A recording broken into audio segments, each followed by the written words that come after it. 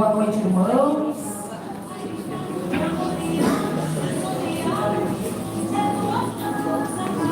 Mais uma vez, alegria estarmos reunidos neste momento, neste lindo evento da nossa Sociedade Espírita Bezerra de Menezes de Viamão.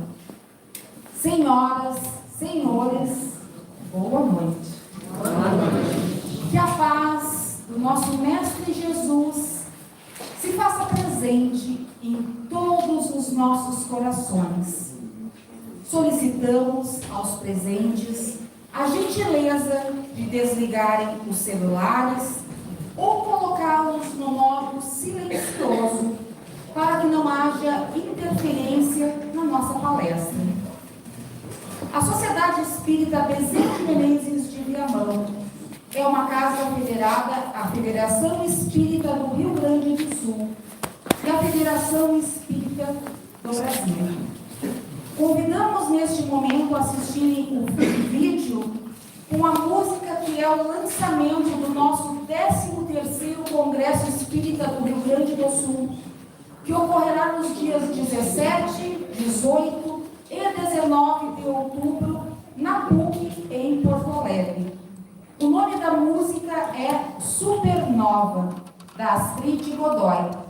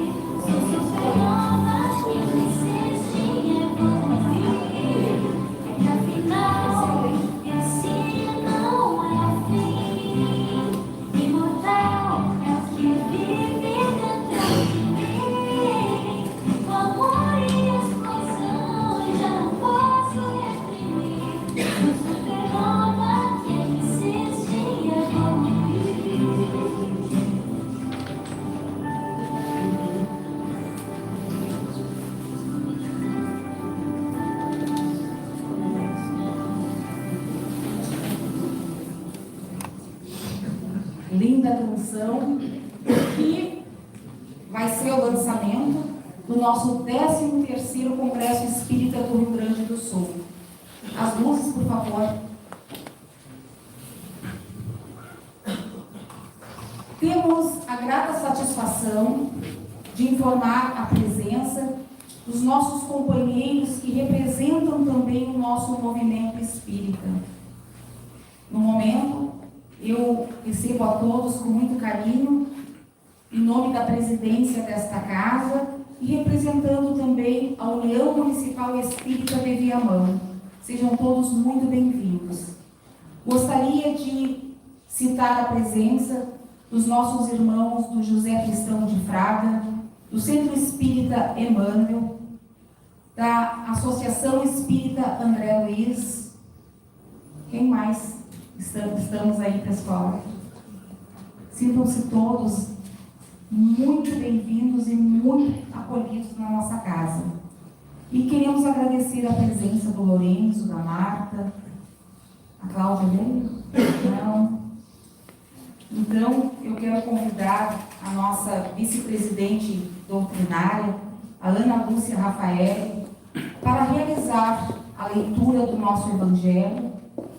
E para a nossa prece inicial, já temos aqui à frente o nosso querido irmão que faz palestra na nossa casa, uma terça-feira por mês, Lourenço Neves.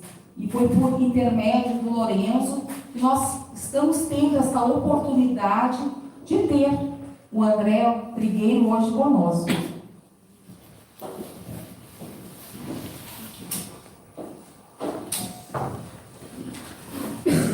Boa noite a todos. O Evangelho dessa noite, o capítulo 20, dos trabalhadores da última hora. A missão dos espíritas. Não escutais já o ruído da tempestade que há de arrebatar o velho mundo e abismar no nada o conjunto das liquidades terrenas? Ah, dizei o Senhor, vós que haveis posto a vossa fé na sua soberana justiça e que novos apóstolos da criança relevada pelas proféticas vozes superiores, ides empregai um novo dogma da reencarnação e da elevação dos espíritos conforme tinham cumprido, bem ou mal, suas missões e suportado suas provas terrestres. Não mais vos assusteis, as línguas de fogo estão sobre as vossas cabeças, ó verdadeiros adeptos do espiritismo. Sois os escolhidos de Deus. Ide e pregai a palavra divina.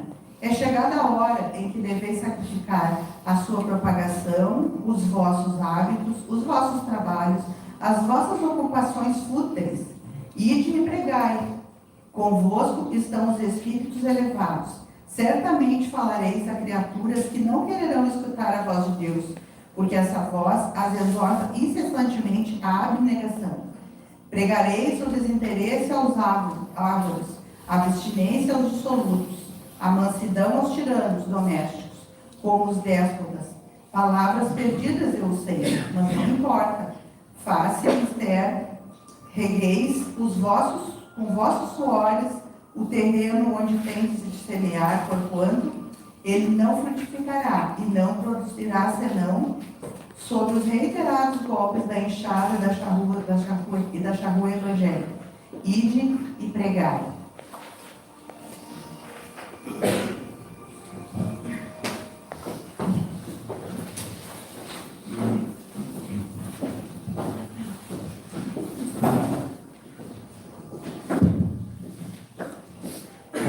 Boa noite, então. Como já foi dito, meu nome é Lourenço, sou um trabalhador do movimento espírita. E hoje estou muito feliz, né, que a gente está trazendo um amigo nosso do movimento espírita, há muito tempo.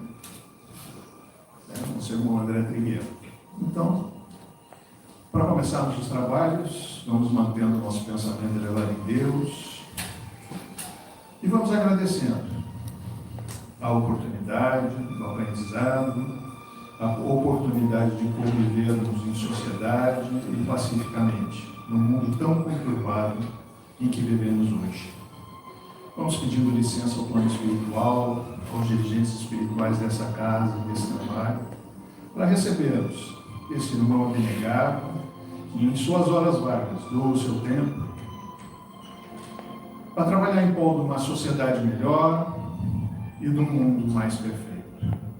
Que os trabalhos transcorram dentro de um clima de paz, de amor, de união, de muita compreensão mútua, para que possamos aproveitar todo o cabedal do conhecimento dele e que nos intua a espiritualidade para que absorvamos o mais possível esses ensinamentos e que possamos levá-las como ferramentas para a nossa vida, no nosso dia a dia. Que assim seja, graças a Deus.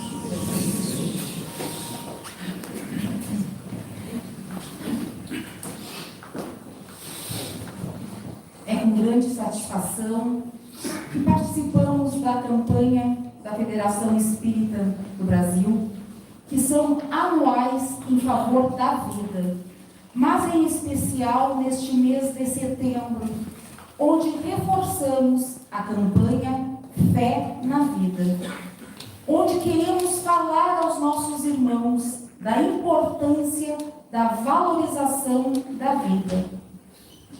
Neste momento, convidamos o palestrante André Trigueiro, que é expositor espírita, jornalista e escritor, a realizar a sua palestra com o tema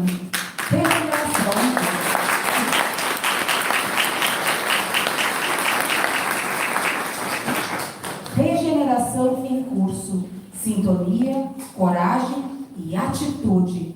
Com vocês, o nosso palestrante. Muito bem-vindo, André.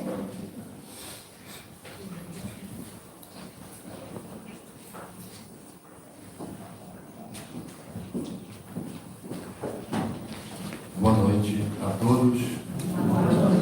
Calorzinho gostoso em Viamão. Saí do Rio de Janeiro antes do sol nascer, 2 dígitos a temperatura. Cheguei em Porto Alegre, 10 da manhã, 1 dígito. Prazer estar aqui novamente. Gratidão aí pela acolhida, pelo convite. 2 semanas atrás, o jornal Estado de São Paulo publicou uma entrevista com um cientista sueco, radicado na Alemanha, trabalhando num instituto especializado em fazer prospecção de cenário na área do clima.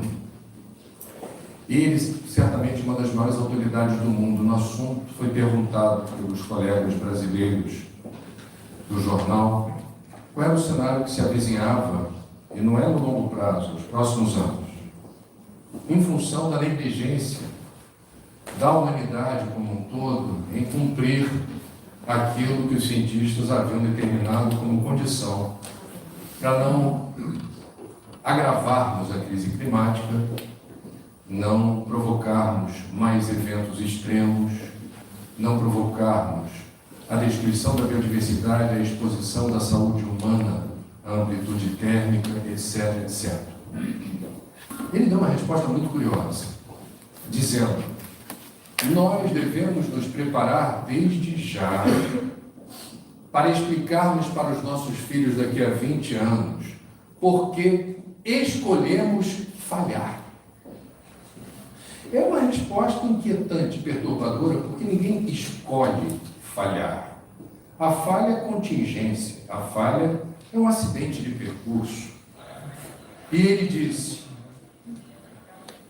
nós teremos que explicar para os nossos filhos por que dispondo de conhecimento, tecnologia e recursos econômicos suficientes, nós não fizemos o que deveria ter sido feito. Essa entrevista, quando eu acessei, eu me lembrei de uma outra que me causou forte impacto, publicada em maio do ano passado pelo jornalão britânico The Guardian, que fez uma ampla enquete com 380 dos mais renomados cientistas do clima do mundo, perguntando a mesma coisa, posto que não estamos fazendo aquilo que o Acordo de Paris determina, não estamos reduzindo as emissões de gases de estufa pela queima de petróleo, carvão e gás, não estamos conseguindo conter o desmatamento ilegal em vários países. O que vai acontecer? O que a modelagem matemática aponta? O que os estudos de vocês indicam? 77% desses cientistas afirmaram: dificilmente cumpriremos as metas do Acordo de Paris, que estabelece teto de 1,5 grau de elevação da temperatura média do planeta em relação ao período pré-revolução industrial e no máximo 2 graus de elevação, considerando o período pré-revolução industrial, 77% de sempre. Essas metas, pelo andar da carruagem, dificilmente serão cumpridas. E o que chamou a atenção dos meus colegas jornalistas britânicos foi, na enquete, nas perguntas feitas aos cientistas, eles perceberam, na forma como se deram as respostas, tristeza, desânimo, e alguns cientistas, alguns deles Nobel, com depressão. E não tiveram problemas em reportar que estavam se tratando de depressão. E chamou a atenção dos meus coleguinhas britânicos, e abriu-se, foram abertas aspas na reportagem, acessível na internet, das frases ditas por eles, das explicações. A razão pela qual eles estavam nesse estado, eu diria, muito deplorável de ânimo e humor, é que eles, em boa parte dos casos, estavam consagrando a própria vida. Alguns deles já com idade avançada. A minha vida inteira foi realizar pesquisas de campo, realizar pesquisas em laboratório, desenvolver modelos matemáticos, publicar em periódicos internacionais revistos pelos pares, Science, Nature, e apresentar o estado da arte e da ciência, dizendo: ou corrigimos o rumo, ou pereceremos. Eu estou no Rio Grande do Sul, eu estive aqui ano passado, eu vi algo que eu nunca tinha, eu tenho mais de 35 anos de profissão, algo parecido no Brasil, algo que levará algum tempo para se recompor tudo o que aconteceu apenas no ano, não faz muito tempo, no ano passado aqui. E o que aconteceu aqui guarda relação com as 2 entrevistas que eu mencionei para vocês. Então esses cientistas declararam em alto e bom som: nós, cada um falando em primeira pessoa, eu abdico de tempo com a família, abdico de tempo para curtir a vida, para consagrar a minha energia em prol da ciência. E nós confirmamos que a Terra está esquentando por nossa culpa. E os tomadores de decisão, leia-se, os governantes, estão ignorando, desprezando o nosso trabalho. Vou fazer o primeiro corte aqui e encaixar espiritismo. Por que precisamos pensar sobre isso? Porque nós estamos vivenciando um tempo que nossos pais e avós não experimentaram. As escolhas que fizermos no nosso tempo de vida, nessa encarnação, nesse planeta, serão determinantes da qualidade de vida, da longevidade, da resiliência, da prosperidade das próximas gerações de seres humanos nos próximos séculos. É uma encarnação chave. Existem 2 formas de negacionismo. O negacionismo à ciência, que é algo que remete ao período pré-iluminista, da época que a Igreja Católica tinha um poder político e dobrava cientistas do porte de Galileu Galilei e outros, dizendo: não importa se você tem como provar que é a Terra que gira em torno do Sol e não o contrário. Não queremos ouvir isso. Para nós a verdade é outra. A ciência se ameaça, o dogma não é bem-vindo. Essa é a negação da ciência. A outra negação, o negacionismo, é: eu não nego a ciência, mas eu não vou fazer agora. Não me peça para fazer o que precisa ser feito nesse momento, porque no meu entendimento não é conveniente para os negócios, não é conveniente para a economia, não é conveniente, sabe lá Deus por quê. Em resumo, espiritismo e negacionismo não cabem na mesma frase. Se a gente tiver o cuidado de estudar a biografia de Allan Kardec, existem várias, eu lá em casa tenho 3 ou 4, a gente verá o apreço do codificador pela boa ciência. Boa ciência, leia-se, metodologia científica. Algo que revolucionou a área do conhecimento Kardec, pertencente a diversas sociedades científicas do século XIX, ele foi alguém muito afeito a essa metodologia científica antes mesmo da codificação. No trabalho da codificação, ele usou a metodologia científica para quê? Para que essa filosofia espiritualista tivesse credibilidade, erradicando do seu perímetro o risco de fraude ou mistificação. Não vou confiar em qualquer médium. E não vou confiar em qualquer mensagem. Como distinguir uma coisa da outra? Como aferir credibilidade ao fenômeno mediúnico e à mensagem que vem por ali? Metodologia científica. Reduzindo riscos, perdas e danos. Já que falei do codificador, vou avançar na direção de outro recorte. Estamos falando de transição planetária, estamos falando de regeneração e dos desafios do nosso tempo. O codificador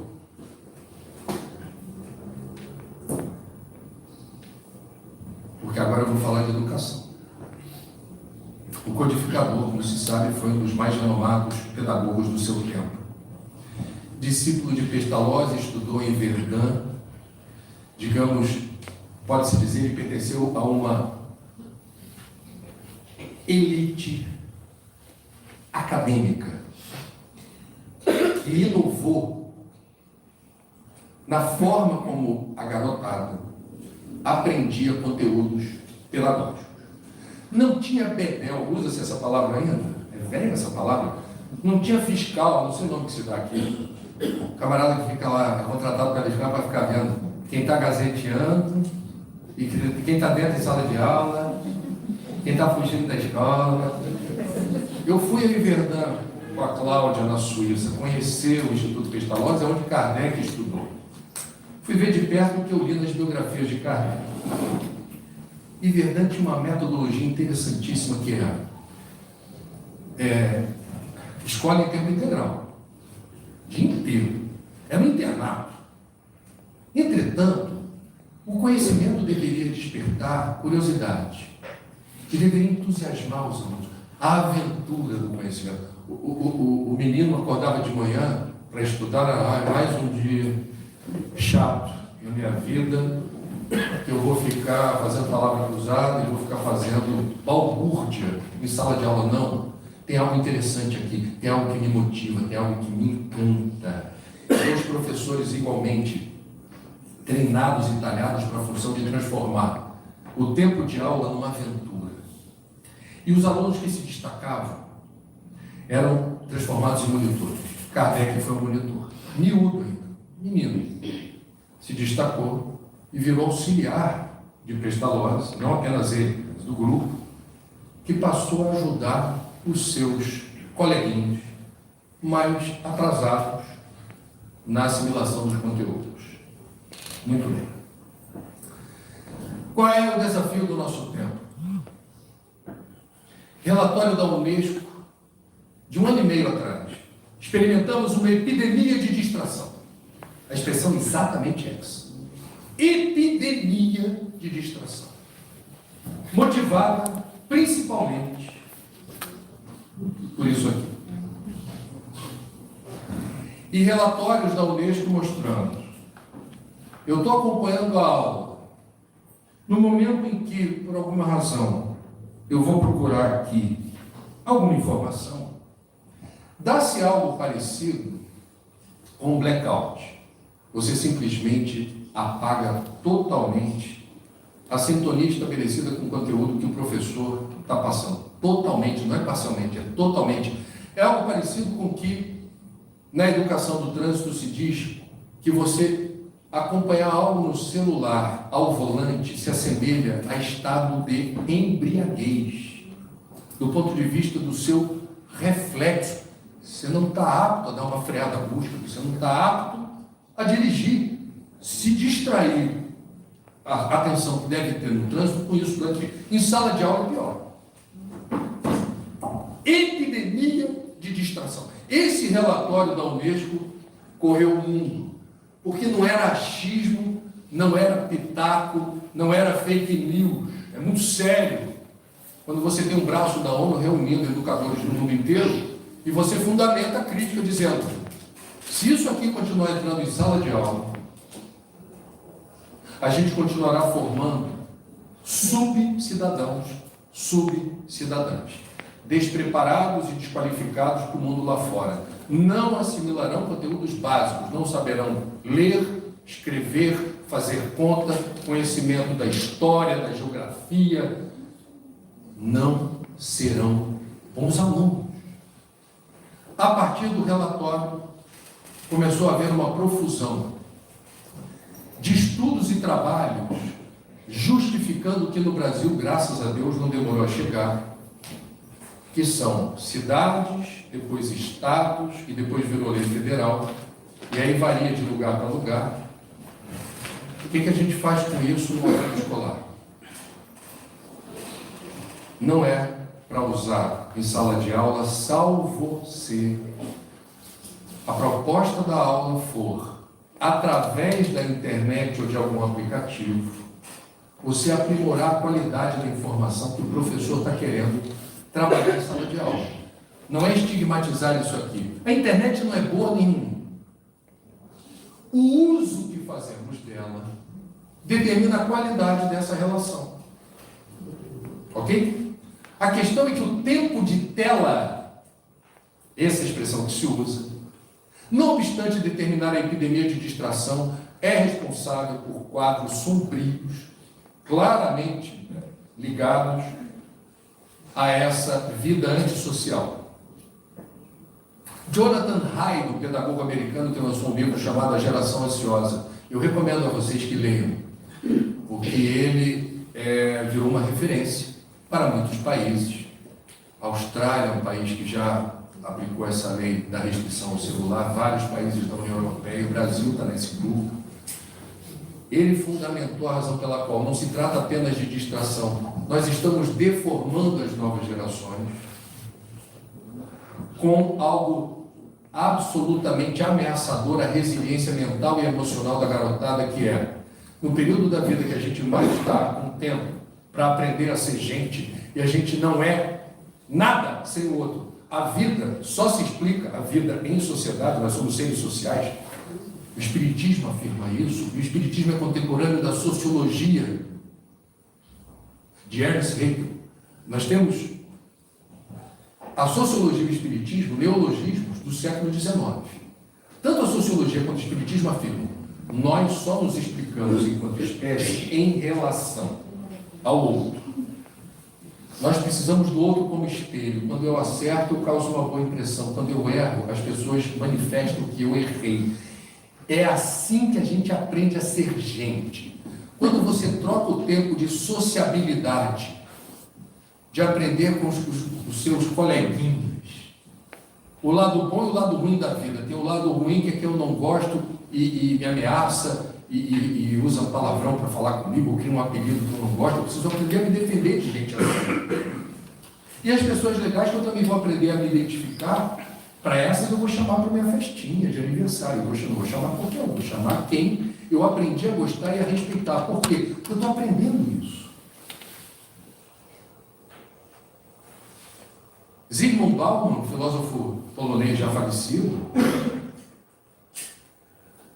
que virou uma referência assim, na área do pensamento, entre outras obras, quando ele falou da modernidade líquida, que tudo se liquefaz, que nada é perene, que as coisas são muito descartáveis. Numa palestra feita no Brasil, a última dele entre nós, a Cláudia, minha mulher, fez um relatório sobre a palestra dele, e tem uma passagem da palestra dele muito interessante, dizendo: daqui a alguns anos veremos no que deu essa geração que não aprendeu na sociabilidade, nas interações, como nós aprendemos no passado a ser gente. Como será essa geração que teve muito tempo de tela e pouco tempo de socialização? Porque é uma pergunta sobre a qual não temos ainda respostas prontas. O que a gente sabe é que quem detém a tecnologia E é um grupo pequeno de grandes empresários que ontem esteve reunido com o presidente dos Estados Unidos, mas eu não vou falar sobre isso para a vibração não cair. Mas é importante vocês saberem. Nós temos aqui, eu não vou entrar em pormenores, não se fiem no que eu estou falando, procurem se informar sobre o que está em jogo quando se fala de regulação das Big Techs. O que eles não querem, o presidente dos Estados Unidos virou grande parceiro. Nenhuma regulação. O que significa isso? Pesquisem o que significa algoritmo, que é a alma de uma rede social, e que conhece mais vocês que têm rede social do que vocês mesmos, a partir das consultas regulares que você faz ali. O que você gosta na rede social? Você gosta de seguir quem? Você gosta de vídeo de cachorrinho pequenininho com bebê? Os dois brincando um com o outro, que é fofinho? Pois bem, então o algoritmo percebeu isso. Você também gosta de música da década de 80? Você gosta dos clipes do Rock Brasil? Ele gosta disso também. O que acontece? Você abre a rede social, já vem pronto, sem você pedir. Exatamente o que você mais gosta. É irresistível. E aquilo vira um grande passatempo.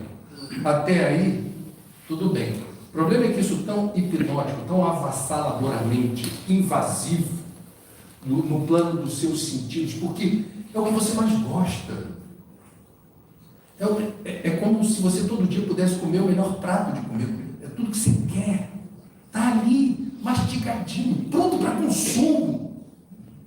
Então, quando a gente fala tempo de tela, não é que você fica procurando o tempo todo o que te interessa, já vem pronto. E se livrar disso é o grande desafio. É o grande desafio.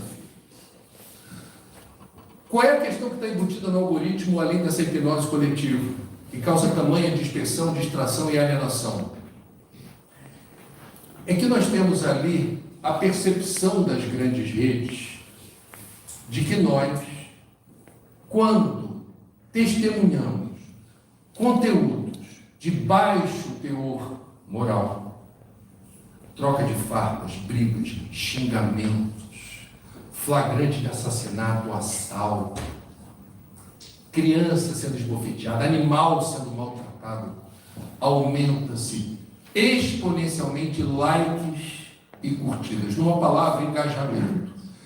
Certas redes sociais, quando você dá de manhã, bom dia, ninguém dá não, banda.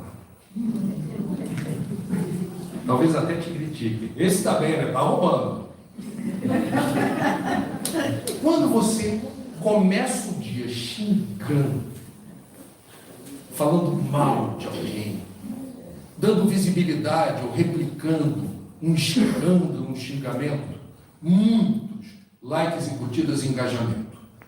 As Big Techs sabem disso. Elas sabem que os conteúdos de baixo teor vibratório, já estou entrando no espiritismo aqui, rendem mais likes e curtidas. Razão pela qual, que é isso que dá sustentação financeira a essas redes, um anunciante quer saber quantas pessoas permaneceram na sua rede hoje e por quanto tempo. A questão de quanto tempo permanecer é crucial. Quando o conteúdo, quanto mais apelativo, sensacionalista for o conteúdo, maior a atratividade comercial, maior a receita das Big Techs. Você vai querer me regular? Você quer me regular? O que significa regular? Liberdade de expressão. Isso é censura. Veja um absurdo que está o Brasil hoje. Esse debate sobre a necessidade de regular os excessos, de coibir crimes virtuais, que não são menos crimes por serem virtuais, porque o Código Penal é o mesmo. O que é crime no mundo real é crime no mundo virtual. Não, mas é liberdade de expressão. Olha o absurdo. Foi preciso que um influencer chamado Felca didatizasse a facilidade de você flagrar abusos contra crianças e adolescentes com muita facilidade, sem nenhuma restrição, nas redes sociais. E isso, usando a expressão da garotada, bombou. A ponto do Congresso ter que se mexer. Não pela opinião pública, não por analistas da área da saúde mental, não por pedagogos, não por juristas, explicitarem o escândalo de você ter a chamada adultização amplificada em redes que, sob o pretexto de terem a liberdade de expressão, são avalistas de crimes. Mas o Felca teve a felicidade de gerar tanto engajamento do bem, de pessoas escandalizadas com a facilidade de você ter assédio contra crianças, fomentar a pornografia infantil, entre outros escândalos, que o Congresso levou 2 semanas para votar isso. Moral da história, onde eu trabalho, ao vivo, mais de uma vez eu falei, Felca, tem uma sugestão de outro projeto para você pensar em se debruçar e pressionar o Congresso. Olha o mundo que a gente está vivendo. Um influenciador digital, com muita competência, denuncia um problema causado pelas redes e leva o Brasil a fazer o dever de casa em relação a vocês que são as empresas mais valorosas, mais ricas, que têm as maiores receitas do mundo, precisaram gastar alguma coisa para desenvolver metodologias de aferição de conteúdo. Porque a lei brasileira dizia o quê? Se eu estou incomodado com alguma coisa, eu entro na justiça, espero a justiça se pronunciar sobre isso, para aquele excesso ser coibido. Eu vou contar um caso real ocorrido nesse semestre. Estamos indo em setembro. E a gente acompanhou isso na televisão. Em São Paulo, não foi Duque de Caxias, foi na Baixada Fluminense, ao vivo, de madrugada, um jovem ateia fogo numa pessoa em situação de rua. Vocês devem se lembrar desse caso, que aquilo estava sendo transmitido ao vivo por uma plateia virtual. E quem coordenava essa plateia era um menor de idade, numa cidade de Pernambuco. Pela lei brasileira, antes do Felca, digamos assim, você precisava entrar na justiça. O crime está acontecendo agora. Tem que entrar na justiça para pedir para aquilo ser retirado do ar. E a rede social, que vira a vitrine desses escândalos, crime virtual e crime no mundo real, tem o mesmo Código Penal. A Polícia Federal entrou no circuito e prendeu esse menor de idade do interior de Pernambuco, que, mediante pagamento régio, permitia a entrada numa sala virtual de quem pagasse para assistir ao vivo uma pessoa ser queimada. Isso está acontecendo hoje. Mundo de regeneração. É um mundo que tem internet, smartphone, rede social e inteligência artificial. Coloca tudo e mistura a gosto. O que vai sair daí é algo determinante da qualidade desse mundo de regeneração que está a caminho. Porque não tem mais volta. Como eu disse, a internet não é boa nem má. Isso vale para a inteligência artificial, ela não é boa nem má. Isso vale para a rede, que eu acho que é mais antissocial que social, mas vamos lá. As redes sociais, elas não são boas nem más. O uso que fazemos delas define a qualidade do serviço que elas prestam. E é isso que hoje nos acua e nos amedronta. Porque afeta a educação. Essa semana eu assisti uma entrevista com um educador brasileiro que disse muito bem: educação de verdade é dentro de casa e na comunidade em que essa criança está inserida. Escola não educa, escola instrui e informa. Escola dá o aparato para você, digamos, ter manejo dos conhecimentos, maior noção do que é o mundo, mas educação é dentro de casa. E aí eu me lembro que Kardec, ao tempo dele, o grande desafio do pedagogo, codificador, era a educação na França incomodava ele porque voltou a ter o protagonismo da igreja com o ensino confessional, não laico.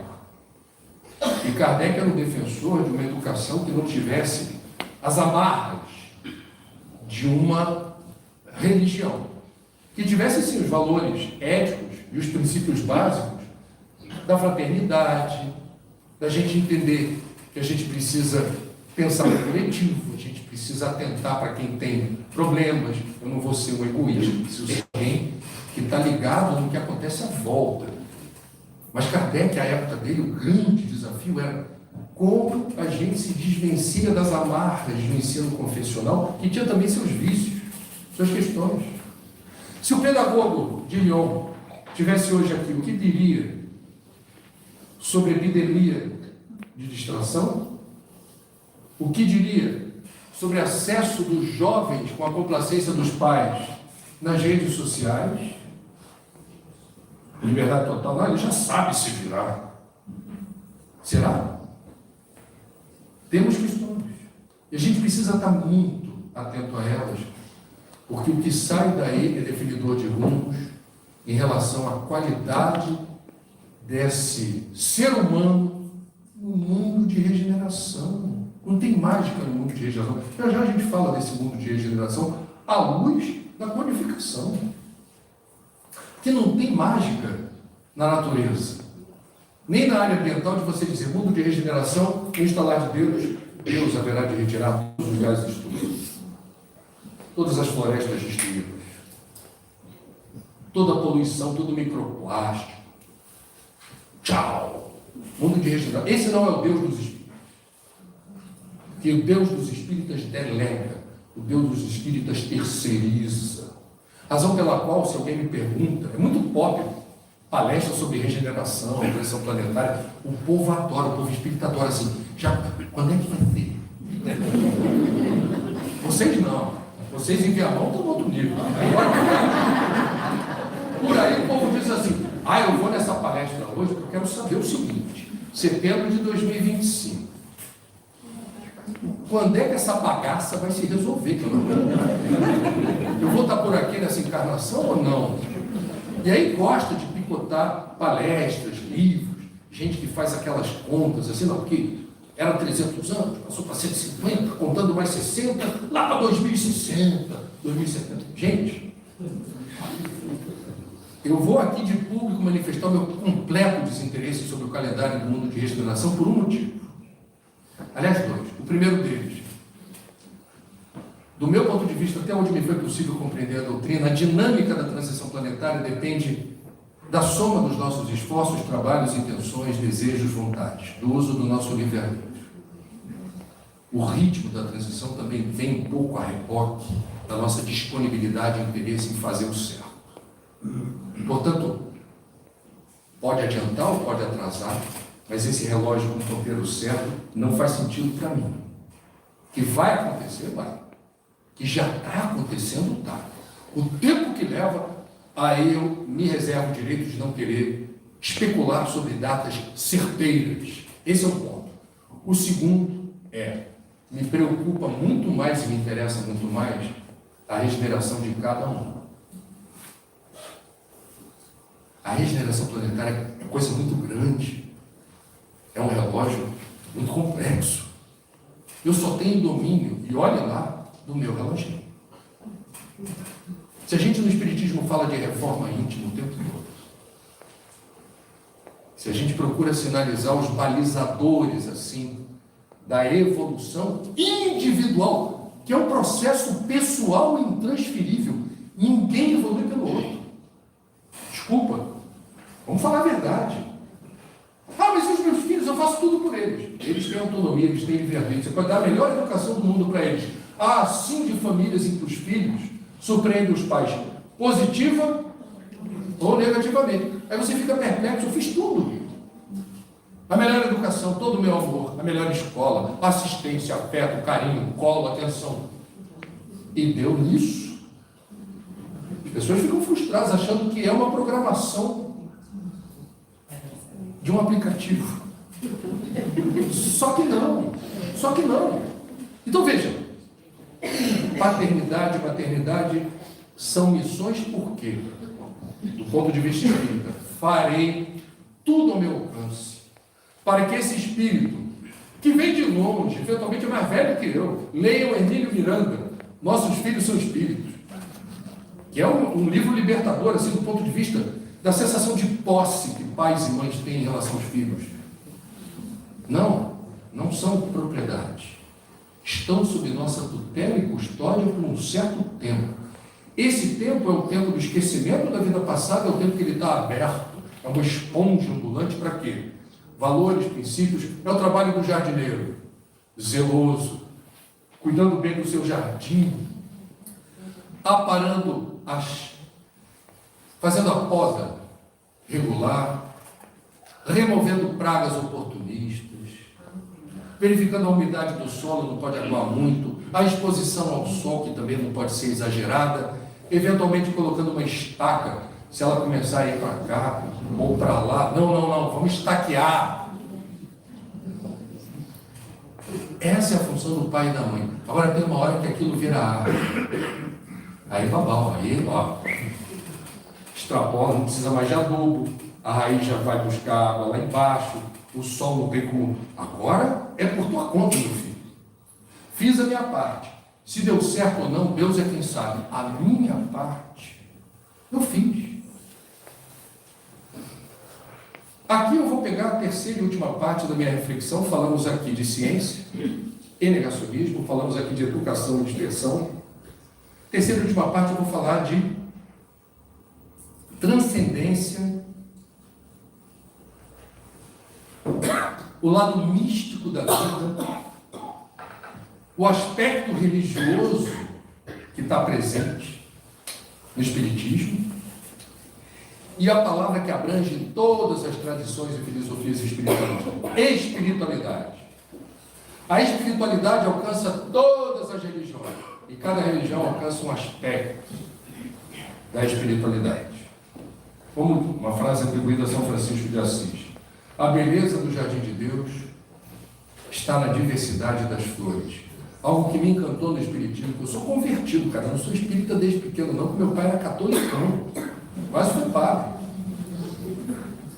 21 anos eu fui para o espiritismo e me tornei alguém muito identificado com a doutrina por várias razões. Uma delas, em algum momento da codificação eu li que nós não nos consideramos o único caminho da salvação. Uma filosofia espiritualista tão sofisticada, que trazia respostas tão bem fundamentadas, que alcançavam o coração e a razão ao mesmo tempo, ter essa postura de dizer, mas há outros caminhos. Nós somos apenas uma das rotas possíveis para você alcançar o que você procura. Isso me encantou. Enormemente. Também me encantou a perspectiva, que nós talvez não tenhamos compreendido bem até hoje, que nenhum espírita tem o direito de apontar o dedo para outro espírito e dizer, mas você não está fazendo a coisa certa. Tem uma música de evangelização que eu acho sensacional, que é aquela que diz assim, não vou cantar toda aqui, que vocês não merecem. Quando eu aponto o dedo para o vizinho, tenho 3 voltados para mim. O primeiro me diz, calar é melhor, talvez você seja 3 vezes pior. Como Kardec disse, temos um aspecto religioso, porque abordamos a transcendência, o que acontece depois da morte do corpo. Falamos de Deus, da comunicação com os espíritos, da pluralidade dos mundos habitados, a gente fala do universo, fala da vida, da morte, falamos de tudo, por isso é uma doutrina. Mas nós não temos hierarquia sacerdotal, dogmas,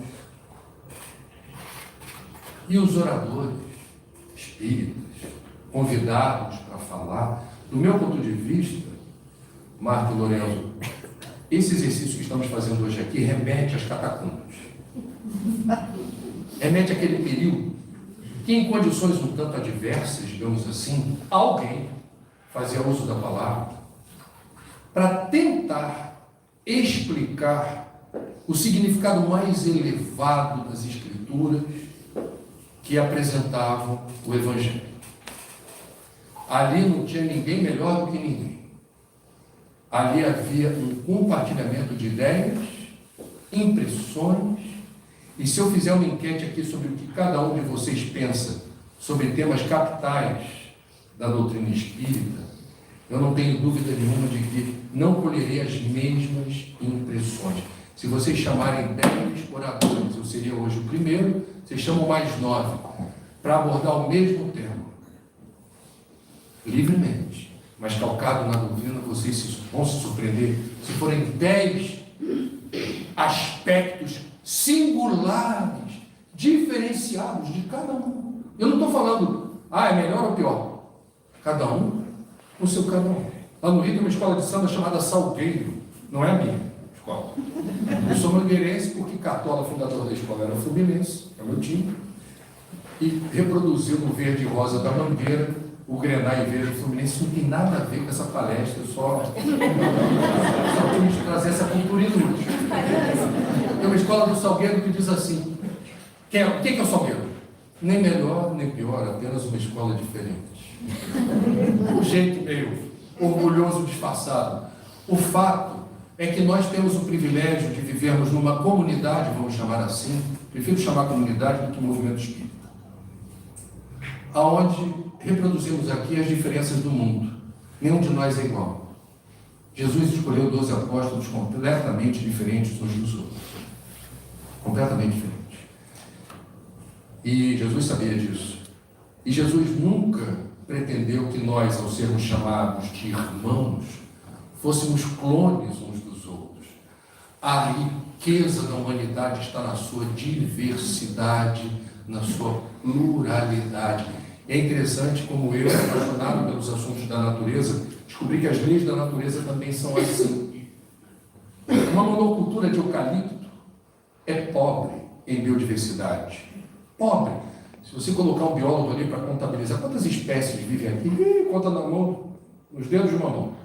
Uma floresta nativa, onde há um mix de espécies microscópicas e macroscópicas interagindo o tempo todo umas com as outras.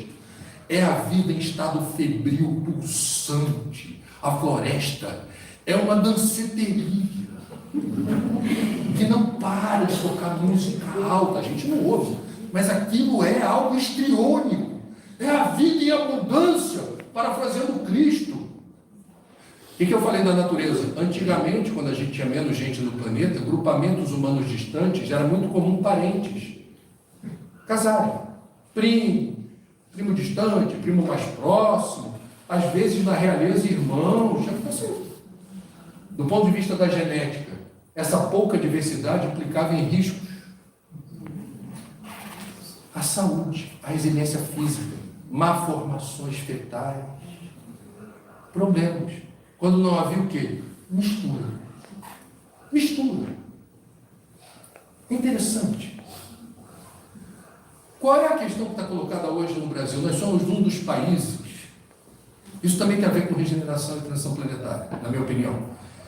E num país cuja maioria da população se diz cristã, com diferentes segmentos e denominações.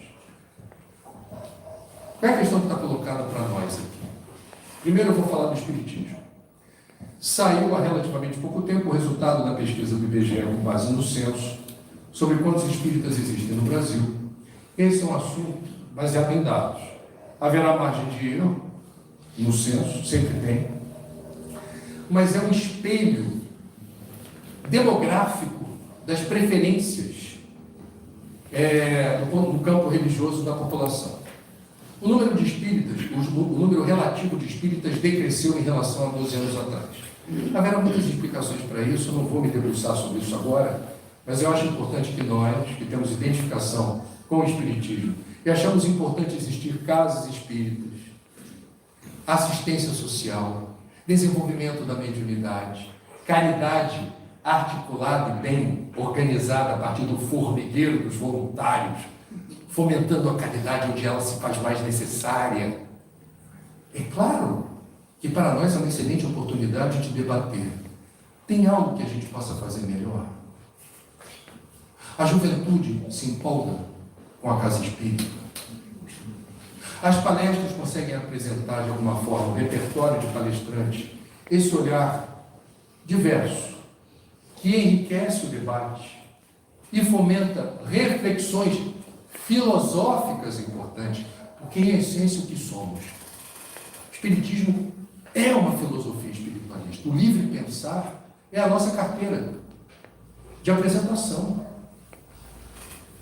Aqui não tem pastor dizendo o que é e o que não é. Ou padre, ou pai de santo. Com todo respeito a todas as tradições. Aqui tem a reflexão.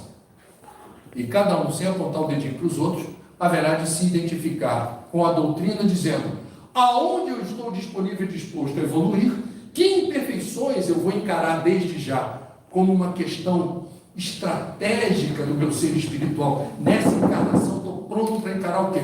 Está na hora de eu saber perdoar? Está na hora de eu valorizar o exercício da caridade desinteressada? Está na hora de eu prestar atenção na minha ganância, no meu desejo insaciável de transformar o conhecimento que eu construí em dinheiro e mais dinheiro para acumular bens e posses e achar que o sucesso é exatamente a ostentação da matéria? Qual é a sua imperfeição preferida? E essa é a pergunta que a gente deveria se fazer todo dia quando se dá de cara no espelho do banheiro e fala: qual é que eu vou encarar hoje? Sinceramente, eu acho que a gente devia prestar atenção naquele aplicativo que o Espiritismo bem estudado nos traz, que é o detetor de imperfeições. Senti inveja. Você, opa, trabalho ou não trabalho isso? Senti vontade de comprar o que eu preciso. E o 48º par de sapato. Aí você compra ou não compra, acumula ou não acumula, num país onde tanta gente está descalça, onde eu não preciso ir longe para perceber onde há miséria, pobreza e exclusão. Eu vou prestar atenção no aplicativo ou não? Quando a dor gritante de um Estado que sucumbiu a um evento extremo sem precedentes fez com que eu, no meu egoísmo, percebesse a dor de pessoas que eu não conheço, mas eu sei que estão em situação aflitiva, sem casa, sem patrimônio, sempre estou disposto ao aplicativo de vocês, o meu ano passado, bateu. O Estado está debaixo d'água. O que eu posso, o que eu não posso fazer? Até onde vou e até onde não dá para ir? Foi ou não foi? Isso é evolução pedindo passagem. E aí, você que está no Rio Grande do Sul, sendo gaúcho ou não, nesse momento, o que te cabe fazer? Percebe? O movimento espírita, com os dados do IBGE, tem a chance de se olhar no espelho e dizer, coletivamente, há algo que a gente possa fazer melhor? Há questões que, numa instituição que eu frequento, podemos debater e verificar, sempre com respeito, com ética, com transparência, se há ajustes a nível de experiência. Eu posso testar uma inovação? Vai funcionar? Se não funcionar, é uma derrota? Não, eu estou tentando fazer melhor. Eu não posso ser criticado porque eu estou tentando fazer melhor. E nesse país, nós temos um fenômeno associado, ou que se diz, vinculado ao cristianismo, que são denominações autoproclamadas cristãs, que reverberam o que se convencionou chamar de teologia da prosperidade. Eu preciso falar sobre isso, porque isso está crescendo em progressão geométrica no Brasil. Eu vou resumir para quem nunca ouviu falar sobre isso, o que me pareceu ser muito evidente, os postulados. Não se fala de Jesus nem do Evangelho nessas denominações. Evoca-se o Deus do Antigo Testamento que tem comportamentos idênticos a humanos. É um Deus capaz de dar preferência a certos grupos, é um Deus capaz de privilegiar certas categorias de seres humanos, é um Deus capaz de se encolerizar ou se vingar. Essas denominações que crescem em progressão geométrica num país de maioria cristã prometem que Deus haverá de fazer você uma pessoa com saúde integral e dinheiro no bolso, desde que você colabore e participe para a resiliência da nossa instituição. Eu não vou criticar, eu estou reportando fatos. Eu estou falando de regeneração. Eu estou falando de um país de maioria cristã. Para a gente estar atento, o Espiritismo não disputa o mercado da fé. A gente não está aqui querendo colocar fiel para dentro da casa espírita, custe o que custar, não é a nossa orientação. Mas é importante saber que por aí, e não está longe, existem pregações que transformam Deus numa entidade mercantilista. Você faz o teu que eu faço o meu. Contribua e você terá saúde integral e toda a prosperidade material que você merece. Estamos no século XXI, mais de 20 séculos depois do advento, da chegada do Messias entre nós. Estamos quase 200 anos, 160, um pouco mais que isso, do advento do Consolador prometido, do cristianismo redivivo, da terceira revelação entre nós.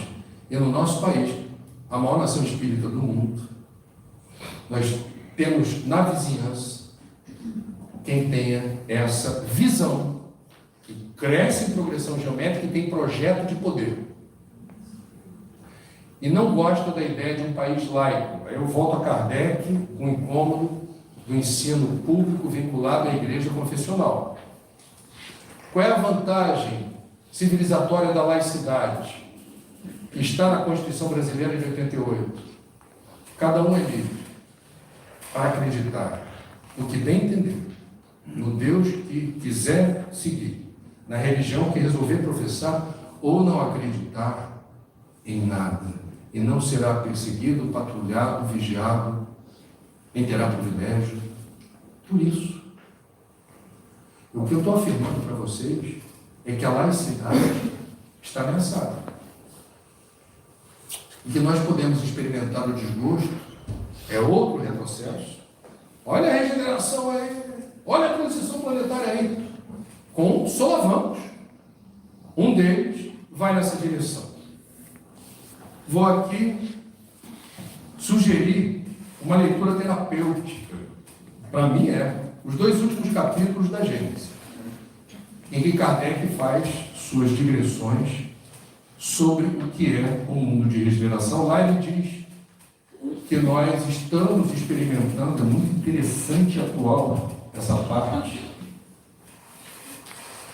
o entrechoque das opiniões divergentes entre aqueles que têm novas ideias e propostas, mais vinculadas à evolução ética e moral da humanidade, um mundo mais fraterno e generoso, um mundo mais atento aos riscos do materialismo, um mundo onde a gente aceite o outro como ele é, não impondo uma forma de ser, sentir e pensar.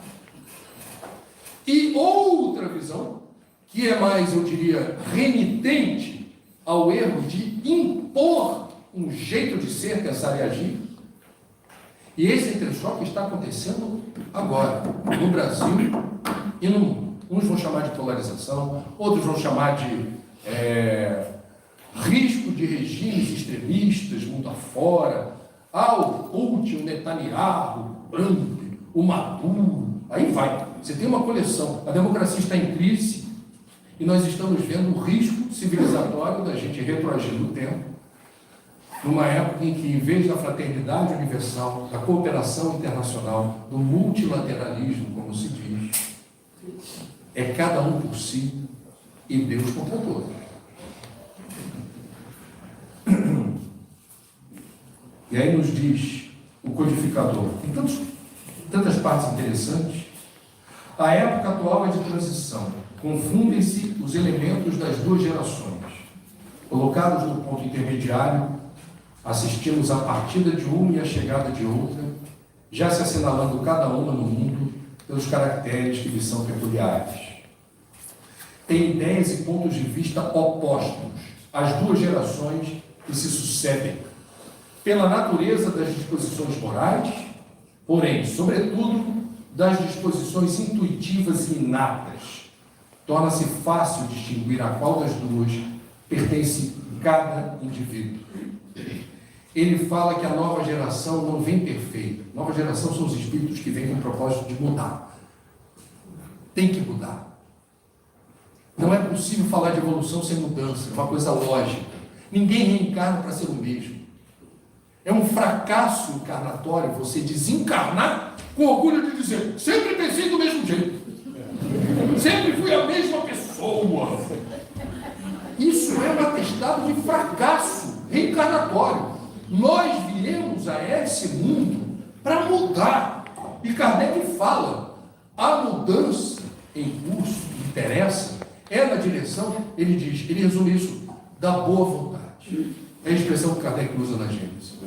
Pessoas de boa vontade, em aprender, em rever postulados, em admitir os próprios erros, em se corrigir, em fazer mais e melhor em favor do coletivo. Me lembrando agora, ele fala de fraternidade, ele usa a palavra fraternidade várias vezes. Eu estou me lembrando da encíclica do Papa Fratelli Tutti, do ex-Papa Francisco, já saudoso. Fratelli Tutti, fraternidade para todos, frater do grego, irmão. Essa irmandade, nós temos uma organização criada no Brasil, em Mato Grosso do Sul, pelo Wagner Moura, chamada Fraternidade Sem Fronteiras, faz um trabalho belíssimo. É o Brasil exportando para vários países da África, fronteira com a Venezuela e muitos projetos no Brasil. Essa caridade desinteressada, não proselitista, ele não faz isso para converter pessoas ao espiritismo, ele pratica a caridade de Jesus, inspirado pela doutrina espírita.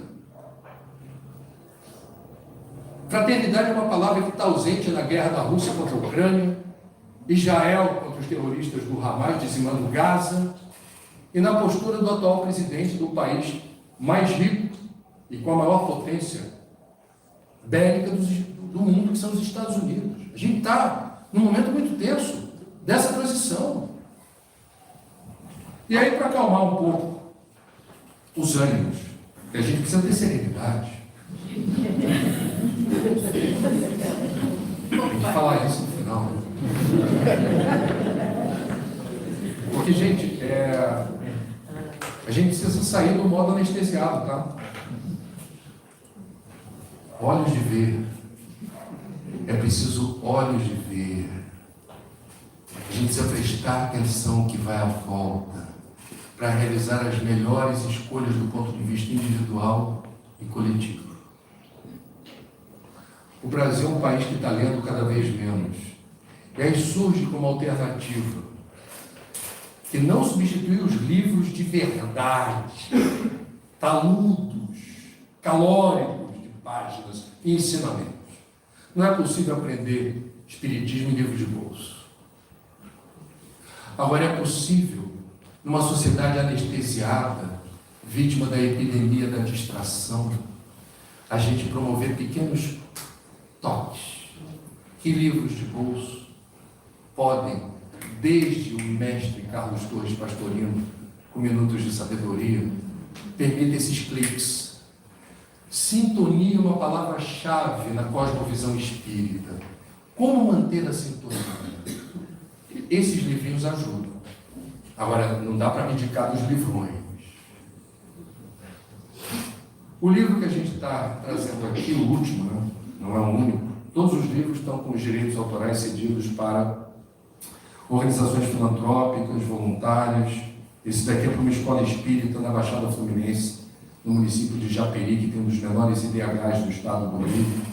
Escola Espírita Joana de Ângeles, que eu conheço desde 87. Quem está à frente é alguém muito querido dos gaúchos, meu compadre César Salite. 100 mensagens com o objetivo de dar aquele, sabe, aquela retomada assim do sentido. Não, eu estou ligado, eu estou ciente, eu estou percebendo o que precisa ser feito e de que jeito. Vou ler algumas mensagens aqui, são 100 curtinhas.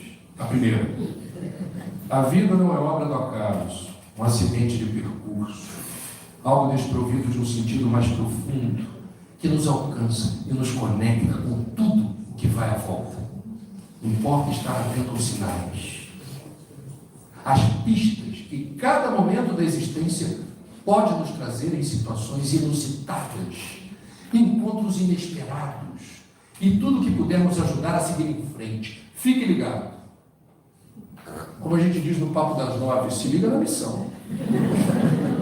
Mensagem número 2, vai passar. É o Chico, né? Não importa o tamanho do problema que o aflige neste momento, da dor e do sofrimento que oprime o teu peito, que estilhaça o seu coração. Seja qual for a situação que enfrenta, lembre-se que todos dispomos de recursos preciosos para lidar com os problemas mais difíceis e dar a volta por cima. Evite o desespero e confie na ação do tempo. Aspas. Isso também passa, dizia Chico Xavier. A tristeza tem o seu lugar. É um sentimento natural e compreensível, que não deveria ser estigmatizado. A tristeza, o desalento, o desânimo, a frustração fazem parte da vida. A alternância desses sentimentos deveria ser entendida como um fenômeno tão natural quanto o fluxo das marés ou a mudança do tempo. Nosso desafio é entender essa dinâmica e não permitir que esses momentos perdurem indefinidamente. A última mensagem que eu separei tem mais a ver com a necessidade da nossa mudança. Em vez de transição planetária, transição pessoal. Transição planetária é decorrência da soma das transições pessoais. E o alcance que a gente tem pelo livre-arbítrio, pelo uso da nossa energia, diz respeito ao nosso perímetro de atuação. Cada um que cuide bem do seu perispírito, da sua psicosfera, da sua sintonia, da sua disponibilidade para a caridade, para o uso do tempo livre. Quando eu fiz uma pesquisa, descobri que a gente faz 35 mil escolhas por dia. Vocês sabiam disso? Eu duvidei, eu franzi a testa também, não é possível. Aliás, é um dever profissional do jornalista desconfiar de tudo. E eu chequei com outras fontes e falei que são 35 mil escolhas. A maioria delas é automática. Você está lusco-fusco de madrugada e diz assim, vou para o banheiro fazer pipi ou não? Tá frio? Não vou não. Já foi uma escolha. Aí você acordou, o que eu vou tomar de café? Escova o dente agora ou não? Vou à padaria ou não? Tudo escolha. Tem as escolhas banais, que a gente nem chama de escolha, mas são contabilizadas assim. E tem as escolhas estratégicas, definidoras de rumo, e que são preponderantes do processo evolutivo, porque evolução é mérito pessoal e transferível. Portanto, mudar é preciso. Quem se apega ao que é transitório sofre mais. Quem exercita o desapego sofre menos. No mundo da matéria, tudo é passageiro. Enquanto estivermos por aqui, devemos investir tempo e energia naquilo que é imperecível. Nossas conquistas morais, intelectuais e emocionais. É isso que cabe na bagagem da viagem de volta. O resto fica. Meus queridos, façamos a nossa parte em favor do melhor para nós e que isto, ama ao próximo como a ti mesmo, autoestima, seja um parceiro e aliado de você, não acalente culpa, retroalimente a tua alma dos nutrientes fundamentais, porque o alimento material é tão importante quanto o alimento espiritual, a nutrição essencial. E deste ponto de vista, cuidando bem de você, se nutrindo espiritualmente. O espiritismo não é só autoajuda. O espiritismo não é só o culto do lar que me deixou zerado para começar a semana. O espiritismo não é ir ao centro para ver uma palestra legal, tomar um passo, uma aguinha frutificada. É claro que não pode ser em um copo plástico.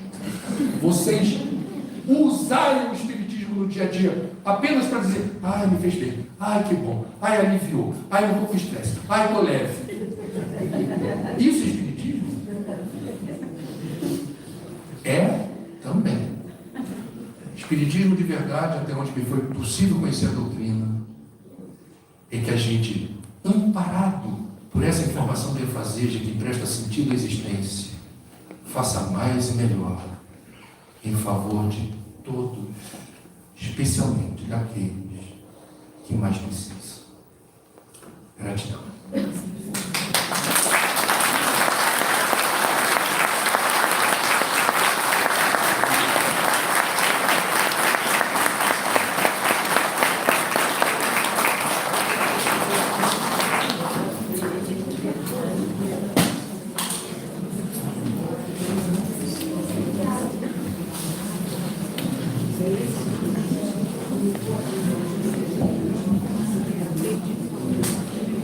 Agradecemos, em nome da nossa sociedade, de todos os irmãos que aqui se encontram,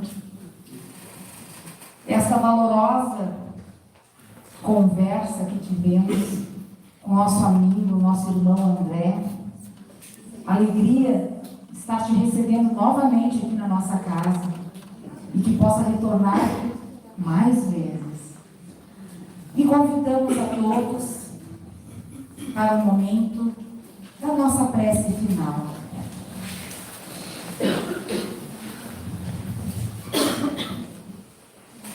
Unimos os nossos pensamentos nesta sintonia,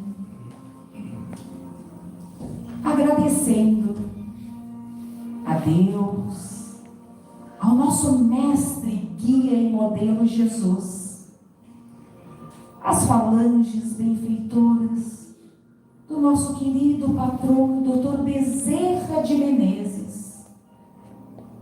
Permita, Senhor, nesta noite, que as tuas bênçãos recaiam sobre todos nós. Ilumina o nosso convidado, nosso querido André, para que ele possa estar tendo uma boa estadia no nosso estado, que possa levar a boa nova e abrir os corações, as consciências dos nossos irmãos, junto desta doutrina espírita, que é a fé raciocinada. Que neste momento possamos estar absorvendo estas energias que caem do alto, que nos transmitem tranquilidade, para sairmos daqui bem melhores do que quando chegamos, levando essas energias renovadoras para fazermos a diferença lá fora, onde o mundo nos convida a vivenciarmos esta doutrina que não é só na teoria, é na prática que precisamos estar colocando. E assim, permita a cada um dos irmãos terem um bom retorno, que o Pai de Luz abençoe a todos e que possamos compartilhar desta luz, desta paz, deste amor que nos envolve com todos aqueles que convivem conosco. Assim, agradecidos por esta linda oportunidade, onde estamos neste mês, nessa campanha que se fortalece em favor da vida. Que possamos viver esse presente, que é um grande presente que Deus nos dá a cada um de nós nesta encarnação. Façamos o nosso melhor, irmãos, para cumprirmos a missão que a cada um de nós foi confiada. E é em teu nome que pedimos neste momento a proteção e a permissão para encerrarmos o evento desta noite. Que assim seja. Mas, na verdade, o nosso evento ainda continua, não é mesmo? Eu gostaria de convidar aqui a nossa querida Ana Rafael, que é a nossa vice-doutrinária, para trazer um hino para o nosso querido André, em nome da nossa casa. Gostaria de chamar também o Lorenzo, a Marta, o Lourenço, que veio hoje também fazer essa transmissão ao vivo pelo YouTube. para que recebam o nosso carinho em nome da Sociedade Espírita Bezerra de Menezes, com todo o nosso carinho. Muito obrigada.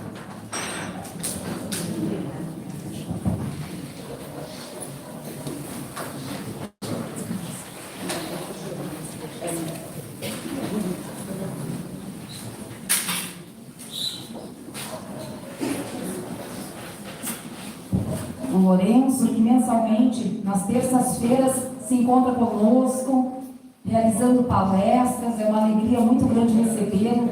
A Marta também, que já esteve conosco, esposa do Lourenço. E a partir de agora, o Lourenço, que já fiz o convite para estar conosco também, realizando palestras na nossa casa. Gratidão, meus irmãos, muito grande por este momento.